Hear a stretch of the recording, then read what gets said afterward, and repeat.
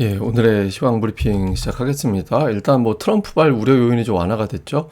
EU와의 협상이 속도가 낼 가능성이 있다. 그리고 이제 부진했던 미국의 경제 지표, 특히 심리 지표가 회복되면서 경기 침체에 대한 우려가 좀 완화가 된 그런 요인들이 좀 있었고요. 그리고 또 금리가 하락했습니다. 그러니까 일본 재무성이 채권 시장 개입할 것 같다 이런 이슈가 나오면서 미국의 국채 금리가 빠졌잖아요. 물론 이제 오늘 장중에 다시 올라가는 요인이 있긴 했지만 어쨌든 금리가 한창 올라간다. 이것 때문에 지금 경계감을 가졌던 투자자들이 좀 안도하게 되고, 이건 또 외국인들의 매수 요인이 되는 거죠. 그래서 이 부분도 영향을 줬고요. 그리고 외국인 투자자들이 매수를 했는데, 특히 그동안에 저는 이제 못난이라는 표현을 하는데, 전기전자, 2차 전지, 이런 그동안에 좀 부진했던 종목군들 중심으로 어떤 뉴스에 반응을 하면서 집중적으로 매수를 했고, 이게 결정적으로 시장을 큰 폭으로 이제 코스피 같은 경우는 크게 올리는데 결정적인 영향을 줬던 것 같습니다. 그래서 뭐 2차 전지, 삼성전자, 지주회사 이런 종목군들이 각각의 스토리를 가지고 이제 올라갔는데 어쨌든 우리 증시가 상대적으로 강해요. 그래서 뭐 대외적인 이런 요인들도 있고 또 대선이라는 이런 이벤트 이후에 증시 부양, 경기 부양 이런 기대감들이 좀 더해지다 보니까 최근 들어서 상대적으로 글로벌 증시에서 좀 더 강한 그런 모습을 보이는 것 같습니다. 우선 지수는 장중에 이제 2,700 언저리까지 한번 넘보다가 그러니까 종가 기준으로는 연중 최고치 살짝 아래로 끝나는 그런 모습을 보였죠. 그래서 어쨌든 뭐 이틀 동안, 그러니까 이틀 전에 50포인트, 어제 하루 치고 오늘 또 올라서 거의 뭐 저점 대비 최근 들어서면 100포인트 가까이 올라오는 그런 움직임이 나왔죠.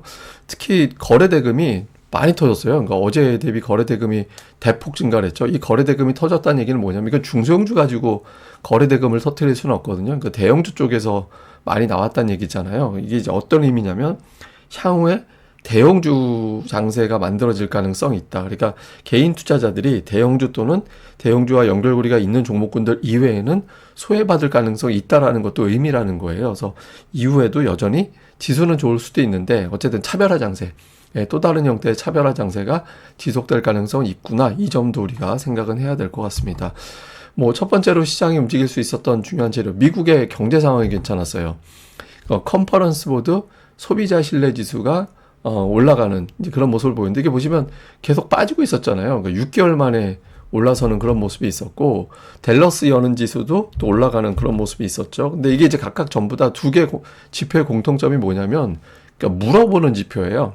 나오는 데이터 가지고 뭐 예를 들어서 뭐 제품이 얼마나 많이 팔리느냐 이걸 갖다 수치화시킨 게 아니라 그냥 물어보는 거, 담당자들한테 또는 소비자들한테 그냥 지금 느낌이 어때요? 라고 이제 물어보는 지표인데 이게 왜 중요하냐면 그동안에 미국의 실물 지표는 그렇게 나쁘지 않았어요. 뭐 소매 판매라든가 실업률 뭐 이런 거 있잖아요.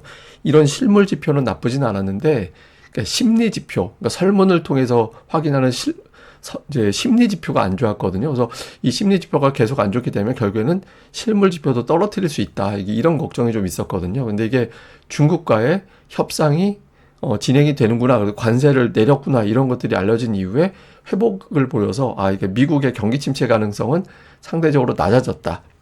그러니까 경기 침체 가능성이 낮아지면 우리는 수출을 많이 하는 나라니까 수출 리스크도 상대적으로 축소가 됐다라고 안도를 하게 되는 거죠. 그래서 그런 안도감이 지수가 올라갈 수 있는 그런 이유로 작동을 했고 또 하나 이제 미국의 국채 금리가 한때 이러다가 이거 5% 가는 거 아니냐. 그래서 4.7% 넘어가면 주식시장에 큰 어떤 조정이 나올 수도 있다. 이런 걱정을 모건 스탠리에서는 제시하기도 했었는데 근데 최근에 이제 국채 금리가 좀 빠지는 그런 결과가 나왔죠. 그러니까 일본 재무성에서 금리에 대해서 좀 심각하게 보고 뭔가 개입을 할 것 같은 그런 메시지를 내놨잖아요. 그래서 이것 때문에 금리가 빠지고 이 금리가 하락한 점도 역시 또 안도감을 주는 그런 요인으로 작동을 했습니다. 근데 오늘 다만 장중에 이제 일본의 국채 금리가 올라가서 이게 이제 왼쪽에 보고 계신 거는 일본의 30년물 국채 금리인데 오늘 40년물 국채 발행이 있었거든요. 내가 40년 동안 돈을 빌릴 테니까 좀 이자 좀 얼마면 돈 빌려줄 거야? 이렇게 이제 오늘 발행이 있었는데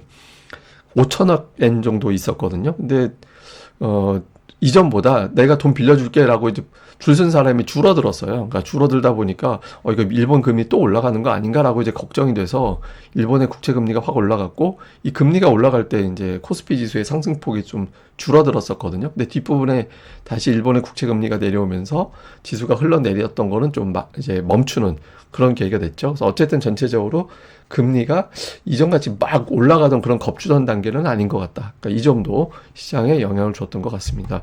그리고 이제 종목들이 오늘 맹활약을 했는데 저는 아침에 삼성전자가 갑자기 튀어 올라가길래 그 며칠 전에 제가 저 뉴스를 봤었거든요. 그러니까 삼성전자 레버리지 그 ETF가 홍콩 증시에 상장한다라는 게 이제 뉴스로 본 기억이 있어서 이것 때문 같다. 이거 오늘부터였거든요. 이게 무슨 얘기냐면 삼성전자 주가가 예를 들어서 1% 올라가면 2% 올라가는, 또 1% 빠지면 2% 빠지는 그 ETF가 홍콩에 상장이 된 거예요. 그래서 이게 왜 의미가 있냐면 예를 들어서 이럴 수 있잖아요. 그러니까 저 ETF의 성과를 내기 위해서는 삼성전자는 1% 올리면 저 ETF 2배를 벌게 되는 그런 상황이 생기게 되는 거잖아요. 근데 지금의 삼성전자 위치가 120월선, 제가 맨날 지난 주말부터 삼성전자 120월선에서 바닥 쳐야 된다고, 그러니까 그런 어떤 바닥자리, PBR 밴드에서도 바닥자리 이런 것과 부합하는 자리였거든요. 그래서 지금은 인버스 쪽보다는 레버리지 쪽으로 좀 활용하지 않을까? 이런 기대가 있었던 거죠. 뭐 실제로 그렇게 하는지는 알 수 없지만, 근데 어쨌든 그래서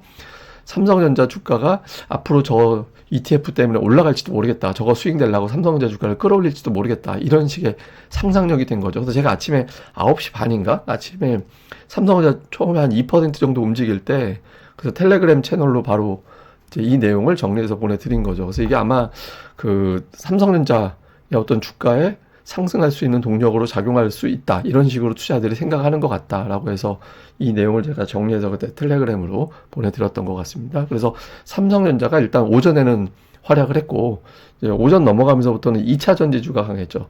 그러니까 테슬라가 거의 7% 가까이 올라간 것도 영향을 줬지만, 또 하나는 그 포스코 퓨처엠에서 그 LMR 양극재로 이제 제품을 만들어서 배터리를 생산할 수도 있을 것 같다.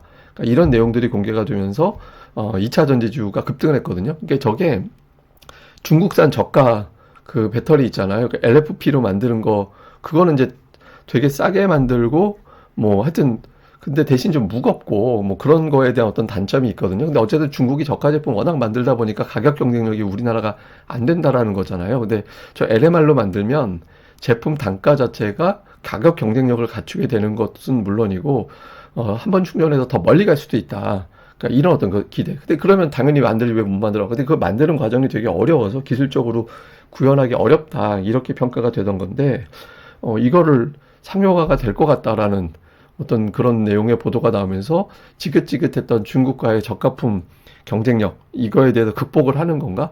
그러니까 이런 기대감이 작용이 되죠. 이게 실제로 뭐 될지 안 될지는 우리가 더 시간을 두고 봐야 되기 때문에 이걸 단정적으로 이거로 완전히 판이 바뀌었다 이렇게 보기는 어렵지만, 어쨌든 호재가 그동안 별로 없었던 2차 전지에는 긍정적인 메시지가 하루에 2개 나온 거잖아요. 그러니까 머스크의 어떤 테슬라 주가 상승 이것까지 겹치면서 이제 움직이게 된 거죠. 그래서 이 부분이 투자자들에게 어필이 돼서 시가총액 최상단에 위치하고 있는 반도체 그리고 2차 전지가 오늘 지수를 끌어올리는, 예, 그런 역할을 했던 것 같습니다. 근데 이제 코스닥 같은 경우는 이제 코스피는 이게 올라가면 반대 시소가 있잖아요. 그러니까 조선이나 방산, 하나에어로, 뭐 HD 현대중공업, 이게 이제 반대쪽 시소 종목이죠. 그러니까 이런 쪽은 좀 내려가는 그런 모습을 보이게 됐고, 코스닥 같은 경우도 2차 전지가 올라가니까 반대쪽 시소에 있는 게 알테오젠 같은 대형 제약바이오 종목군들, 일부 원전주들, 그러니까 이런 것들이 이제 반대가 됐죠. 그래서 이 종목군들은 계속해서 앞으로 시소가 될 가능성이 높거든요. 근데 만약에 여기서 삼성전자가 뭐 추가적으로 밀고 올라가면서 더 이제 본격적인 어떤 상승이 나오고 2차 전지 역시도 한동안 상승 사이클로 가게 된다라면은 이제 기존에 강했던 종목군들 중에서는 더 좀 이탈이 이어질 가능성도 있어 보입니다. 그래서 이 시소의 흐름 계속해서 좀 주목을 해봐야 될 것 같습니다. 이제 수급에서는 뭐 외국인들이 금리 빠지니까 다시 또 매수로 돌아오는 그런 모습을 보였고, 특히 콜옵션이 오늘 137억 들어왔는데 작년도 하반기 이후에 가장 많이 들어온 거거든요. 하반기부터. 저게 작년도 6월인가 비슷하게 들어온 적이 있어서, 그러니까 한번 6월 때 코스피 차트하고 보시면 지금하고 비교해 보시면 좋을 것 같은데, 어쨌든 외국인 투자자들이 오늘은 완전히 풀로 상승 쪽으로 이제 베팅을 한 거. 이게 단타인지 뭐 엔비디아 실적 어떻게 좋게 해석될지도 몰라. 그래서 투기적으로 단타를 걸었을 수도 있어요. 근데 오늘 상승한 업종이 2차 전지하고 반도체, 그동안 이제 눌렸던 종목을 집은 거라서 그냥 단타가 아닐 가능성도 있죠. 그러니까 앞으로 이틀이 되게 중요할 것 같습니다. 근데 어쨌든 외국인들 순매수 1위가 삼성전자. 네, 오래간만에 매수가 이제 들어왔습니다. 그 다음에 2차전지 삼성 SDI라든가 포스코 퓨처엠 이런 종목군들이 들어가 있었고, 매도는 이제 방산, 하나에어로, 한국항공우주 뭐 이런 부류의 종목군들이 이제 매도 쪽, 반대 시서 쪽으로 넘어가는 그런 모습을 보였고, 기관도 뭐 보면 시가총액 상위 종목군들 순서만 바꿔서 매수한 거긴 한데, 어쨌든 삼성전자, SK하이닉스, LG에너지솔루션 이런 종목들을 매수하고, 그러니까 매도 쪽은 최근에 강했던 그 원전, 방산, 그러니까 이런 부류의 종목군들, 삼양식품도 최근에 강했잖아요. 그러니까 최근에 올라갔던 종목들 팔고 소외받았던 종목군들 쪽으로 매수를 더 집중하는 그런 모습을 보였고, 그 외에 이제 지주회사라든가 이런 것들도 선별적인 매수를 보였습니다. 그 다음에 이제 코스닥 쪽은 이게 업종별 특징이 강했다 이렇게 보기는 어려운데, 근데 2차 전지가 오늘 그 매수 주 종목으로 들어가 있긴 했어요. 계속해서. 그러니까 코스피든 코스닥이든 에코프로비엠, 에코프로가 들어가 있잖아요. 그 다음에 엔터, JYP, YG, SM이 다 매수로 들어가는 그런 모습을 보였고요. 그러니까 기관 투자자들도 역시 2차 전지, 그러니까 에코프로비엠 들어가 있고, 실리콘2가 이제 양쪽에 다 매수 들어가 있는 게 특징이었고, 그 외에는 그냥 업종 내에서 그냥 골라서 사는, 예, 그런 형태를 보인 게, 이제 기관 투자들은 여전히 이제 업종보다는 종목별 골라가는, 예, 그런 형태를 보인 게 특징이었습니다. 자, 일단 그 미국은 EU 관세제를 어제 이제 반영이 됐기 때문에 새로운 재료 가지고 움직여야 되거든요. 근데 사실 미증시가 어떻게 마감하는지는 그렇게 중요한 날은 아니죠. 왜냐하면 엔비디아 실적이 나오고 나서 그 다음에 평가가 시간 외에서 반영이 될 거라서 미증시가 적어도 크게 빠지지만 않았으면 좋겠다 정도고, EU 관세 유예한 거 다음에 어떤 메인 재료가 나오는지 그 정도, 그 다음에 엔비디아 실적 발표 이후에 어떤 평가가 어떻게 나오는지, 시간의 어떤 주가 흐름, 뭐 잠시 후에 또 자세히 설명드리겠습니다만은 이런 것들이 필요하고, 자, 우리 시장에서는 삼성전자와 오늘 2차 전지가 강했거든요. 근데 이 두 종목군들은 오늘 삼성전자 거래대금 되게 많이 터졌잖아요. 이게 이제 대형주 장세를 암시하는 거냐. 그러니까 그렇게 해석될 수도 있어요. 그렇게 되면 우리가 이제 기억하고 있겠지만 삼성전자 장세의 특징이 뭐냐면 지수는 괜찮은데 종목들이 안 가네, 뭐 이런 느낌 있잖아요. 그러니까 이런 구도가 될 수 있거든요. 그래서 어쨌든 대형주 장세, 그래서 대형주와 그 주변에 있는 종목군들이 흐름을 타기 시작하는지, 그러니까 이게 제가 며칠 전부터 계속 이게 그 엔비디아 실적 대선 전후에서 종목군들의 변화가 생길 수 있어서 이제 목요일 전후부터 되게 집중적으로 변화를 좀 봐야 될 것 같다고. 그래서 이 소외주들 있잖아요. 그동안에 뭐 관세나 뭐 이런 것들 때문에 당했던, 그러니까 이런 종목 쪽으로 순환매가 돌고, 그러니까 매수 추세가 바뀌었다 하면 3일 연속 올라가면 되거든요.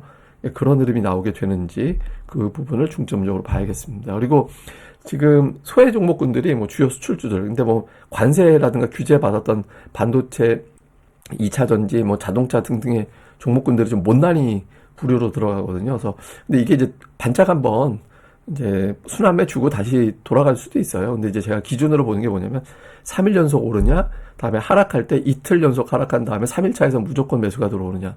그러니까 강세 종목군들은 3일 조정이 안 나와요. 그러니까 그런 어떤 구도를 보이는 쪽으로 바뀌는지, 그러니까 이 부분도 중점적으로 살펴봐야 될 것 같습니다. 근데 이게 관심이 그 엔비디아 실적에 있잖아요. 근데 이제 엔비디아는 사실 기술력만 놓고 보면 충분히 올라갈 수 있는 조건이 이제 된다라고 봐야 되는 거죠. 그러니까 저 지금 보고 계시는 수치가 뭐냐면, 쉽게 얘기해서 똑같은 시간 내에 얼마나 많은 계산할 수 있는, 계산하는 능력을 갖추느냐. 그러니까 호퍼하고 다음 블랙웰하고 이제 비교, 그전 제품하고 비교했을 때 엔비디아의 어떤 블랙웰 제품 같은 경우는 압도적인 어떤 성능을 보유하잖아요. 동일한 시간 내에 계산 능력을 따져놓고 보면. 근데 이게 이제 단가도 그만큼 비싸겠죠. 그래서 엔비디아의 기술력을 의심하는 건 아니에요. 그리고 이제 또 한 가지는 엔비디아가 실적 발표하고 나서 그 직후에 이제 매수했을 때, 그 직후에 바로 매수했다라고 가정했을 때 하루, 일주일, 뭐 한 달, 한 분기, 1년 후의 상승률, 예, 이걸 이제 추세적으로 비교를 해보면 최근 10년 동안, 예, 10년 동안 이제 봤더니 뭐 웬만하면 엔비디아 실적 발표 이후에 매수하면 수익이 나더라, 저 정도 비율로. 이런 것들이 있거든요. 그래서 엔비디아에 대한 실적 기대감은 높아요. 근데 이제 관건은 중국이죠. 그러니까 중국에 수출 못하게 된 걸 얼마나 털어내고 그게 앞으로 얼마나 실적을 잡아먹을 거냐. 그 부분에 대해서 투자자들이 걱정을 하고 있거든요. 그래서 이 걱정을 어떻게 해소해 주느냐가 되게 중요하죠. 근데 이게 왜 중요하냐면 증시 주변에 자금이 지금 미국에 7조 달러가 있다는 거예요. 최근에 늘어나서. 근데 이 7조 달러의 자금이 이 기사, 이 표를 인용한 어떤 블룸버그 보도에 의하면 이 자금이 지금 대기하고 있다는 거예요. 그래서 엔비디아 실적이 긍정적으로 평가가 되면 저자금이 일부가 쏟아져 들어온다. 그래서 미증시가 긍정적인 흐름을 보일 수 있다라는 거예요. 근데 이제 여기서 만약에 엔비디아가 이제 삐끗하면 예를 들면 뭐 중국의 손실 턴게 생각보다 더 커지고 앞으로도 잘 모르겠다. 중국에 대해서는 이런 어떤 메시지가 나오게 되면 이제 완전히 우수수 이제 말리는 그런 형태가 될 수 있거든요. 그래서 그 엔비디아의 어떤 패턴이 기존과 동일하게 나올지, 최근에 반등으로 이걸 마무리 짓는 흐름이 될지, 이게 이제 우리나라의 IT 기업들의 주가, 그다음에 기존에 어떤 강세 보였던 뭐 방산이나 조선 또는 뭐 원전 이쪽으로 그냥 가느냐, 아니면 소외주 쪽으로 넘어오느냐, 이 기준이 되는 거라서 엔비디아 실적에 대한 평가 뭐 잘 봐야 될 것 같습니다. 저는 뭐 내심 이렇게 대충 예상되는 건 있는데 뭐 이렇게 의미가 있는 건 아니어서 그냥 여러분들 보고 판단하시라고 이제 넘기도록 하겠습니다. 예, 그럼 또 오늘 하루 또 잘 보내시고요. 저는 다음에 뵙겠습니다. 이 방송 구독하기, 좋아요까지 꼭 좀 부탁드립니다. 감사합니다.